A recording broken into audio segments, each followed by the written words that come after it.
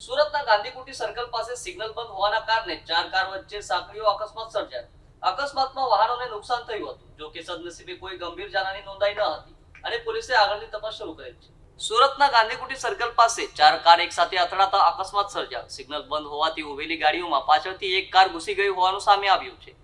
એક પરિવાર સવાર કારને પણ નુકસાન થયું, પરંતુ સદનસીબે કોઈ ગંભીર જાનહાની સર્જાઈ ન હતી। અકસ્માત બાદ વિસ્તારમાં ટ્રાફિક જામ સર્જાયો હતો અને પોલીસે તપાસ શરૂ કરી છે। અકસ્માતને પગલે થોડા સમય માટે વાહન વ્યવહાર પ્રભાવિત થયો હતો। ઘટનાની જાણ થતાં જ પોલીસ તાત્કાલિક ઘટના સ્થળ પર પહોંચી હતી અને ટ્રાફિકને સામાન્ય બનાવવાની કામગીરી હાથ ધરી હતી।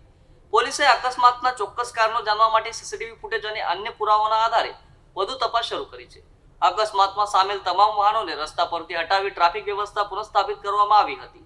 સ્થાનિક લોકોના જણાવ્યા મુજબ સિગ્નલ બંધ હોવાને કારણે વાહન ચાલકોમાં ગૂંચવણ સર્જાતા અકસ્માતની ઘટના બની હોવાનું માનવામાં આવી રહ્યું છે।